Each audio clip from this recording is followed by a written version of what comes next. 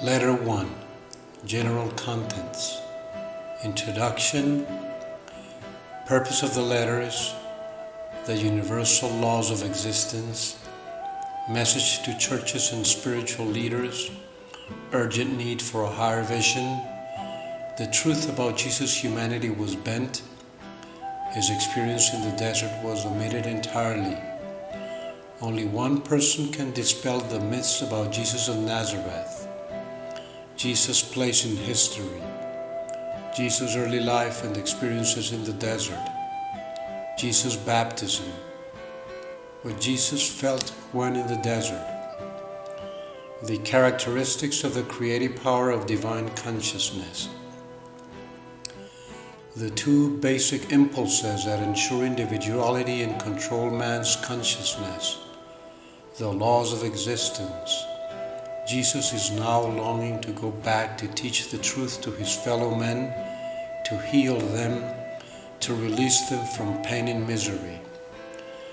Jesus on his way back from the desert to Galilee. Temptations and related thoughts. Shedding mental conditioning to absorb the knowledge of these letters. Emotional patterns. Discovering your deep-seated emotional attitudes. Cleansing your personal consciousness. Aspire to achieve the state of Christ's consciousness. Detailed summary of the first 3 excerpts of Letter 1, read and commented upon in 2021. Purpose of the letters. The Spirit comes to rectify the misinterpretations of the teachings of Jesus in Palestine 2022 years ago. The letters are for all people, for those who search for meaning in their lives and strength to overcome difficulties, and for those who long for greater spiritual awareness. The letters are intended to bring enlightenment to the world generally, to enable humanity to construct a new consciousness during the next 2,000 years. Evolution of humankind from the days of Jesus to our present time. In the 19th century, man reached the apex of evolution towards brotherly love and a spirituality based on intense prayer. This led also to an apex of growth and expansion in every aspect of human life. However, people did not yet know how to use divine power spiritually and veer off to ego channels of creativity. This brought evil fruits as well as the good fruits of the spiritual consciousness of inspired and enlightened people. The Spirit mentions for the first time the universal laws of existence to explain the sad state of world affairs. It indicates that personal consciousness is entirely responsible for whatever comes into the lives and experiences of people, and that impassioned prayer avails little in the long term if the minds and hearts of people work continually in contravention of the universal laws of love. In the 20th century, human mental abilities outstripped their spiritual development. Science ascribed the origins of creation to accident, and, as a result, people ditched morality and began to give way utterly to self-will. People began to create a new form of world ego consciousness totally opposite to the nature of divine unconditional love. This blocked the inflow of the divine. Entertainment and media magnates create a mental infection. This manifests in the human personality as deranged and destructive behavior, drug-taking, sexual excesses, abominable cruelty and depravity, and the creation of technical devices that have produced very serious effects.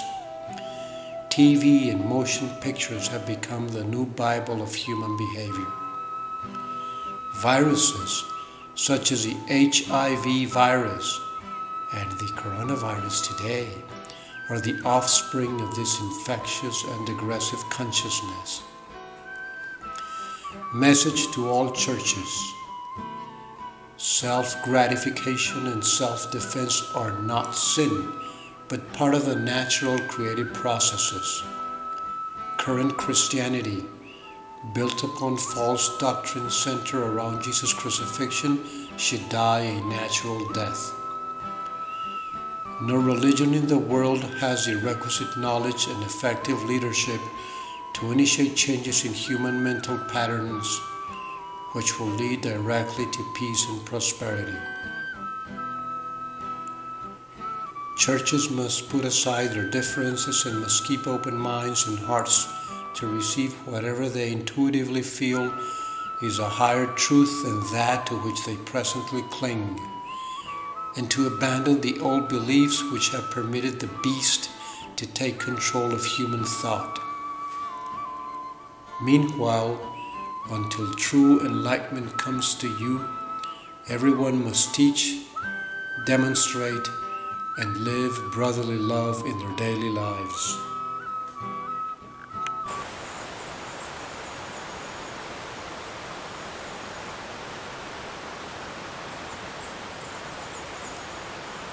Hello. How are you doing, guys? I'm Michael's son. I'm back. Okay, now you have it. A very general summary, the general contents of letter 1 in a detailed summary of the 3 first excerpts which I read and commented upon last year. Now, what a fascinating document. And of all that we're going to read in the following weeks, I would like to highlight the 6 weeks that Jesus spent in the desert. It is Lent right now for Catholics and also for Christians. It is Lent right now. And totally opposite to that drama associated with Christian Lent that leads to, the crucifixion.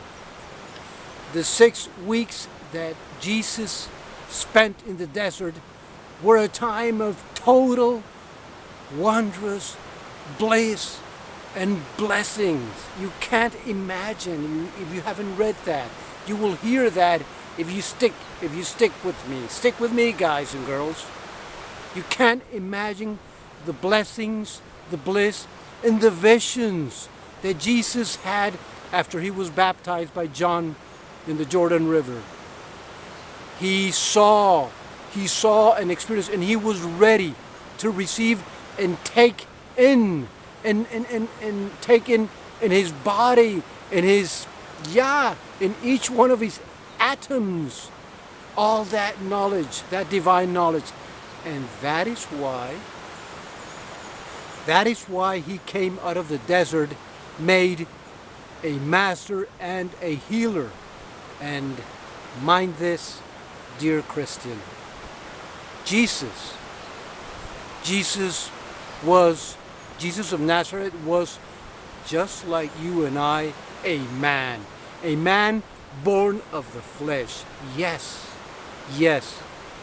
And because of his experience, or for his experience in the desert, for which he was ready, he realized, or all the divinity that lied within him, which lies within you, which is in you, it just awakened totally and realized fully.